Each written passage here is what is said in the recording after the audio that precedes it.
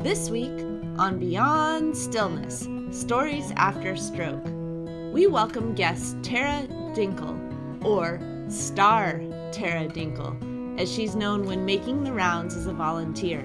STARR stands for Stroke Survivor Taking Aim at Recovery.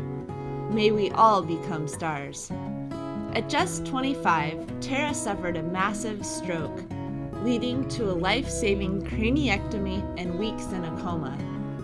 Recovery was grueling, filled with loss, heartbreak, and moments of profound patience. But as she began to reclaim small victories, Tara discovered that life wasn't over. It was patiently waiting for her to rebuild. Now, Tara shares her journey to help others find hope and purpose. This is a story of resilience, healing, and the beauty of giving back. Thank you for joining us for part 1, Tara Dinkel's story. Beyond Stillness, Stories After Stroke is made possible by our guests and tax-deductible donations from friends and listeners like you. Join us in empowering stroke survivors with stories of wisdom, purpose, connection, and hope at www.beyondstillness.org. Hello and welcome to Beyond Stillness, Stories After Stroke. Stroke offers a powerful, life-changing shift in perspective. Each colorful memory creates a parable for life's greater teachings, a compass for journeys ahead, and inspired wisdom for unique growth. Beyond Stillness offers a moment of pause for storytelling and reflection. Ultimately, we create a welcoming environment that reveres the moment beyond stroke's paralysis.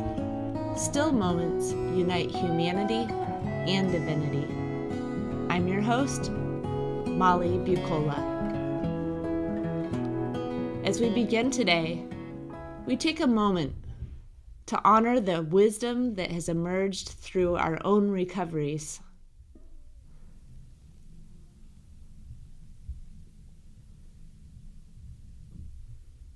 And we give thanks. Now, Tara Dinkel's story. Happy anniversary, honey! June 14th, 2005, Brian and I decided to celebrate our 2-year wedding anniversary with a hike. We passed through a residential neighborhood to find our lake trail. At one point, I needed to walk around a parked car, but staggered into the street. A car drove right toward me, then swerved at the last minute. "Tara, what are you doing?" exclaimed Brian. I stumbled back towards the sidewalk and shortly after collapsed. I thought I had tripped and fallen. Embarrassed and worried, I tried to get up but couldn't. "Please help me up." I reached for Brian with my right hand. My left side was already paralyzed. He sat behind to hold me up. A passerby brought pillows and some water. They presumed heat stroke. I tried to drink, but the water just ran right out my mouth onto my shirt. Meanwhile, a younger man witness approached. He knew that a lack of balance and weakness on one side were among signs of stroke and called 911. At that point, the car I swerved in front of returned and offered us a ride. I was so tired and dazed, as if in another world. All the voices sounded like echoes, like they were talking into tin cans. When the ambulance arrived, the voices continued. I tried to make out their questions. "What's your name? Are you on medications?" I tried to tell them I was taking blood pressure medication, but nothing came out. My husband couldn't remember. So frustrating. I couldn't get my point across. What was happening? They loaded me into the ambulance. My next flash of memory was more voices and questions while nurses were cutting off my clothes. The hospital didn't have a neurologist on staff, so they called one and followed his instructions. My brain swelled and nothing was helping. I declined rapidly and stopped responding. 2 days later, my husband urged the staff, "Are you going to transfer her or just let her die?" They agreed and gave Brian hospital options in the nearest big city, Denver. How should I know where to transfer her? Wondered Brian. He chose Swedish Medical Center because he remembered driving by the hospital and seeing a banner with the word stroke on it. Swedish was a newly certified comprehensive stroke hospital. They airlifted me to Denver. I remember hearing helicopter blades and thinking, I'm on a helicopter. This must be bad. I tried to open my eyes, but it was like they were glued shut. Once I arrived at the hospital, my brain was still swelling. They performed a craniectomy to relieve swelling. My bone flap was removed. Up until then, my blood pressure and heart rate were very low. My right side was also affected. Both sides of the brain were swelling. Thankfully, after my bone flap was removed, my vitals returned to normal. They kept me in a medically induced coma for 3 weeks to allow my brain to heal. I was on a ventilator the whole time. When they took me off the sedation medicine, I woke up from the coma. They didn't know if I would. I did. As you can imagine, my family had a lot of questions. Will she live? Be able to talk? Walk? After already being told I would most likely never walk again, everyone was upset. Nurse practitioner Christy Casper was new in the neurocritical care ICU. I was her first craniectomy patient. She sat down with my family in one of the weekly meetings to talk about my status and said, "We never say never and never say always." Just hearing those encouraging words changed everyone's whole way of thinking. Instead of thinking of all the things I could possibly never do, we started thinking about things I could possibly do. I was encouraged to give each day my best. But the days were difficult. I had many sleepless nights in the hospital, afraid to sleep. One night, Christy approached, saw I was awake, leaned over, smiled, rubbed my hand, and said in her sweet, gentle voice, "You don't need to be scared. Close your beautiful brown eyes and get some rest." She really cared about me. Her emotional support and touch comforted me while also offering hope. Her positivity, dedication, encouragement, and passion got me through the most critical time in the ICU. Christy Casper treated me and my family as if we were her family. Every day I watched various nurses walk into my room, write their name, date, and day of the week on the whiteboard, then turn to me for a neuro assessment. What day is it? What year is it? Where are you? Who is the president? Can you wiggle your toes? Squeeze my hand. Why do they have to ask this every single time? It started to get annoying. Am I even answering correctly? I lost patience and felt like I was in a confusing and humiliating version of Groundhog Day. Another part of the daily ritual was watching my nurses and tech empty my Foley bag into the cup, then take the cup to the bathroom, dump it in the toilet, and flush. Oh, how I longed to be able to get out of the bed and use the toilet on my own. At one point, I graduated from the catheter to adult diapers. I remember thinking to myself, I'm 25 years old and wearing a diaper? That was humiliating. I was completely reliant upon others. To prevent bed sores, they turned my body every few hours. I thought my life was over. It felt like life outside the hospital was passing me by. I was annoyed when visitors would walk into my room smiling. I thought, yeah, I'd be all smiles too if I could just get up and walk all out of here and do whatever I want.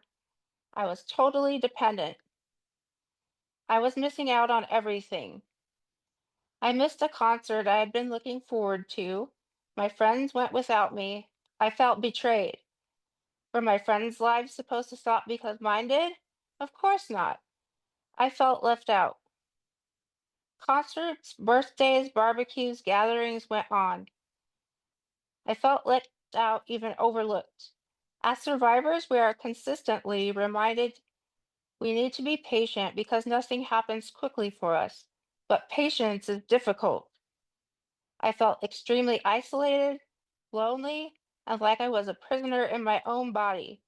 It was very disheartening.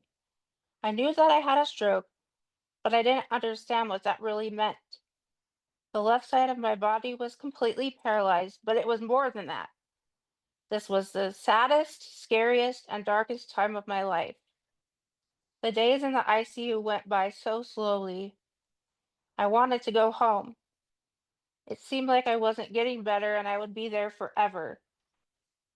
Just think of how much better you'll be in a month, my grandpa encouraged.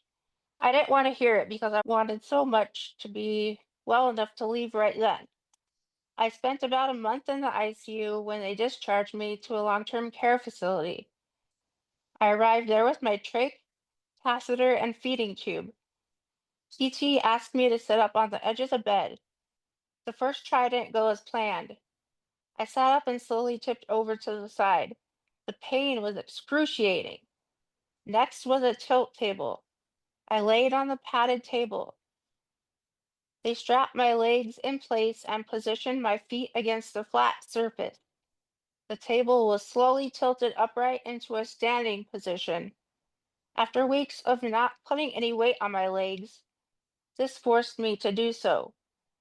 The pain was unbearable. My legs were shaking. It felt like my muscles were going to tear apart. The tears flowed. Talk about disheartening. I couldn't even stand.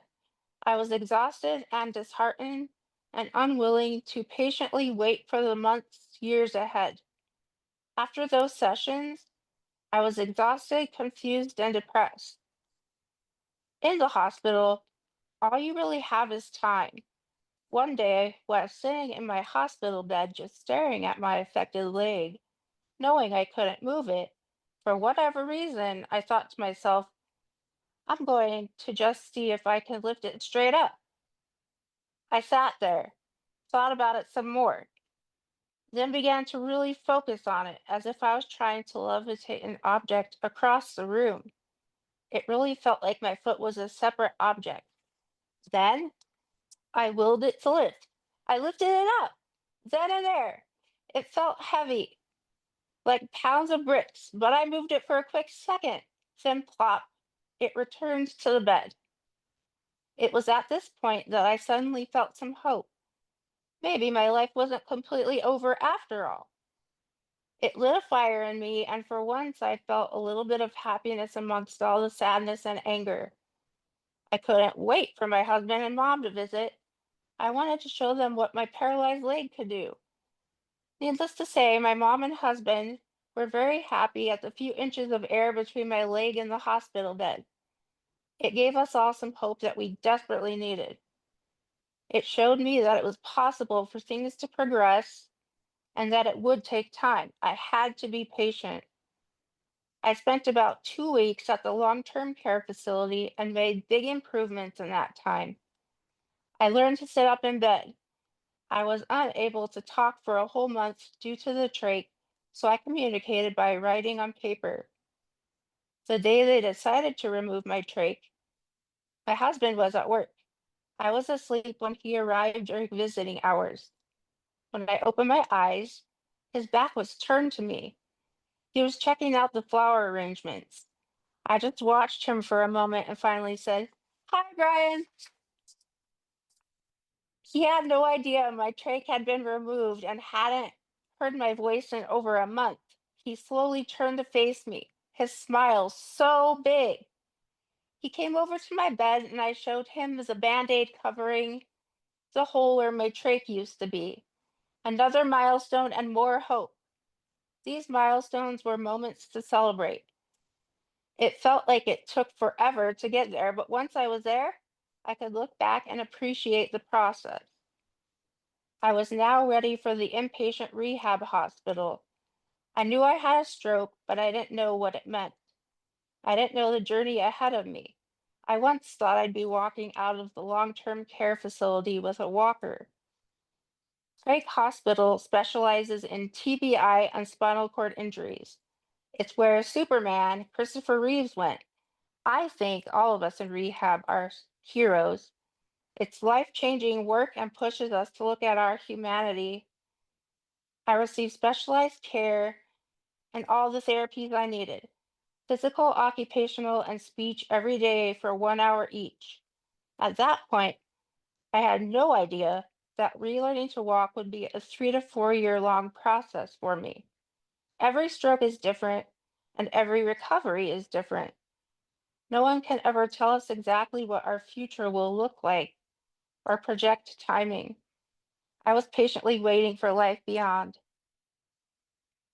Marching, weight bearing, clamshells, and bridging became everyday exercise. I was still in a wheelchair, so I'd lift my legs while sitting. I would stand by a counter and march in place over and over. My first steps were about 5 months out during in home therapy. That day, I was wearing a red shirt and gray sweatpants. My PT put a striped red, white, and blue gait belt on me. It took me several attempts to stand up.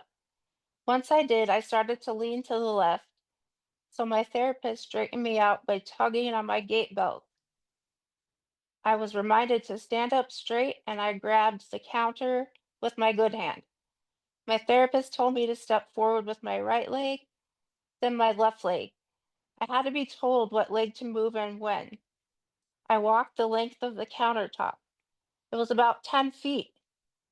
After I sat down, my husband, my mom, and the rest of my family cheered for me. I was so happy but completely exhausted at the same time. This was the start of my journey in learning to walk. I used a Hemi walker with a really wide base to help me along, then graduated to a quad cane, then to a single point cane. Throughout this process, I could not walk continuously. I would take a step, stop, think about taking another step, take a step, stop, think about taking another step, take a step, then repeat the process of stop, think, step.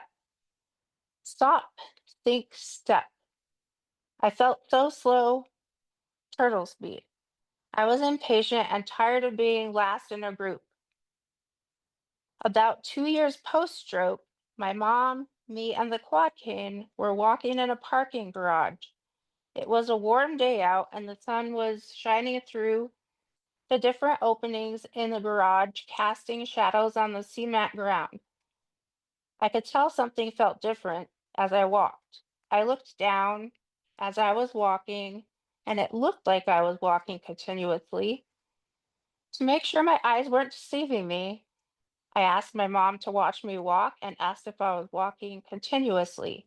She watched me walk and said, "Yes, you are." What a celebration! The day had come. I'm not sure if I was patient, but I was hopeful. And then and there in the parking garage, I was walking continuously. Fast forward 15 years. I finally got sensation back in my foot. So now I can feel my foot on the ground as I walk. It has sometimes taken weeks, months, even years for me to see the results of all my hard work.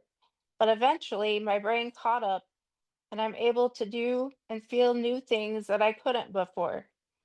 Each small piece is one to celebrate and promises hope for the days, months, and years ahead. Looking back on the month I spent in the ICU, 2 weeks in the long term care facility, and 3 months in my rehabilitation hospital, life seemed to stop for me. I was at the mercy of the medical team taking care of me. I had to settle for very few noticeable wins and lots of hard work. Looking back on my recovery, I realized that yes, I do need to have a large amount of patience, and I did have to miss out on experiences and relationships that I really wanted to be a part of. But in the end, I also realized that during that time, life was so patiently waiting for me. It was waiting for me to notice that my journey is different than I could have possibly imagined. It's also different from that of anyone else's. Initially, I was focusing on the things I was missing out on, but I've come to recognize that my difficult road has offered me a rich life. Now I see that life was patiently waiting for me to recognize the unique and purposeful path that has been laid out for me.